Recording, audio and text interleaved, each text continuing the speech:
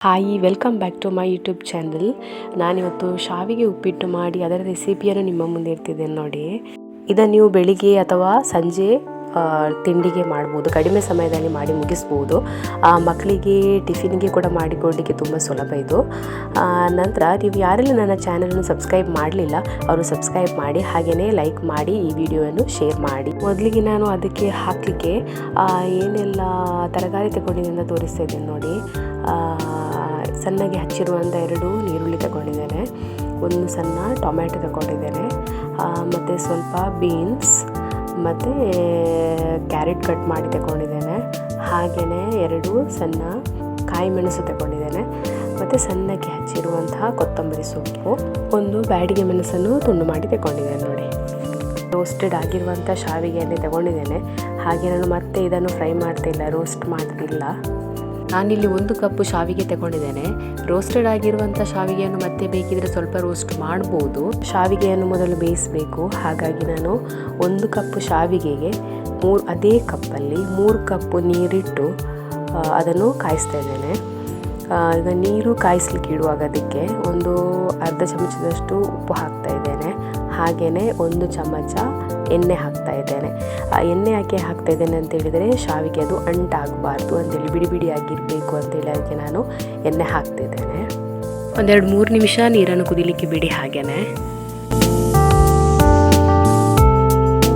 ನೀರೀಗ ಚೆನ್ನಾಗಿ ಕುದೀತಾ ಬಂತು. ಇದಕ್ಕೀಗ ನಾವು ಶಾವಿಗೆಯನ್ನು ಹಾಕಬೇಕು.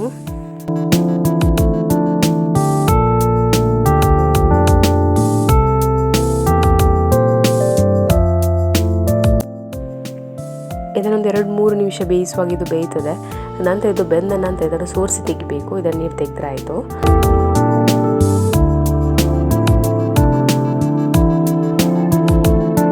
ಚೆನ್ನಾಗಿ ಬೆಂದಿದೆ ನೋಡಿದೀಗ. ಇದನ್ನು ಸೋರಿಸಿಟ್ಕೊಳ್ಳಿ. ಬಾಣಲೆಯನ್ನು ತೆಗೊಂಡು 4 ಚಮಚದಷ್ಟು ಇದಕ್ಕೆ ಎಣ್ಣೆ ಹಾಕಿ, ನಂತರ ಸಾಸಿವೆ ಹಾಕಿ, ಸಾಸಿವೆ ಸಿಡಿದ ನಂತರ ಇದಕ್ಕೆ ಒಗ್ಗರಣೆ ಸೊಪ್ಪನ್ನು ಹಾಕಿ,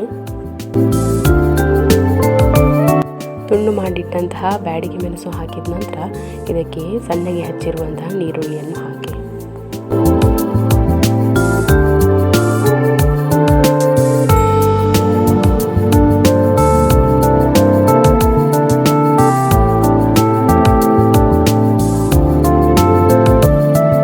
ಮಾಡಿಟ್ಟಂತಹ ಕ್ಯಾರೆಟ್ ಮತ್ತು ಬೀನ್ಸನ್ನು ತೆಗೊಂಡು ಸ್ವಲ್ಪ ಫ್ರೈ ಮಾಡಿ,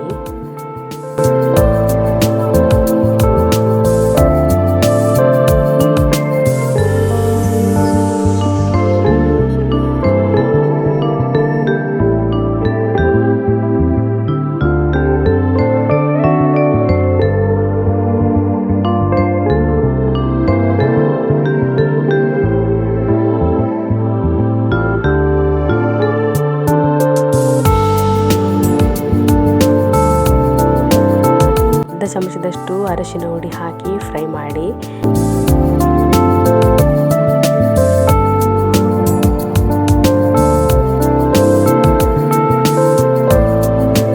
ನಂತರ ರುಚಿಗೆ ತಕ್ಕಷ್ಟು ಉಪ್ಪು ಹಾಕಿ ಇದನ್ನು ಬೇಯಲಿಕ್ಕೆ ಬಿಡಿ. ಮೀಡಿಯಂ ಫ್ಲೇಮಲ್ಲಿ ಇಡಬೇಕು. ಒಂದು 5-10 ನಿಮಿಷ ಇದನ್ನು ಬೇಯಿಸಿ.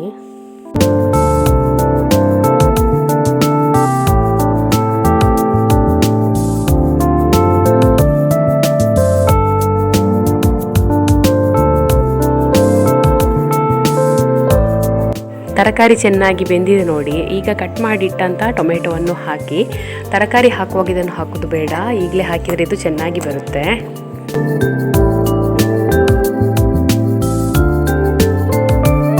ಬೇಯಿಸಿಟ್ಟಂತಹ ಶಾವಿಗೆಯನ್ನು ಹಾಕಿ ಚೆನ್ನಾಗಿ ಮಿಕ್ಸ್ ಮಾಡಿ,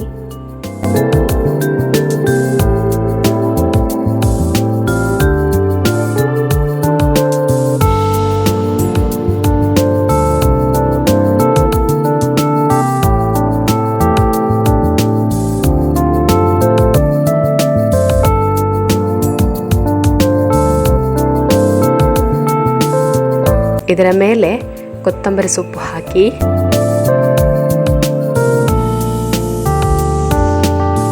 ಅರ್ಧ ನಿಂಬೆಹಣ್ಣನ್ನು ಹಿಂಡಿ, ನೋಡಿ ರುಚಿ ರುಚಿಯಾದ ಶಾವಿಗೆ ಉಪ್ಪಿಟ್ಟು ರೆಡಿಯಾಗಿದೆ. ನೋಡಿ ಹೇಗೆ ಬಂದಿದೆ ನೋಡಿ, ಇದು ಬಿಡಿ ಬಿಡಿಯಾಗಿ ಬಂದಿದೆ. ನೀವು ಕೂಡ ಒಮ್ಮೆ ಇದನ್ನು ಟ್ರೈ ಮಾಡಿ. ಇಲ್ಲಿಗೆ ಈ ವಿಡಿಯೋನ ಮುಗಿಸ್ತಾ ಇದ್ದೇನೆ. Thank you.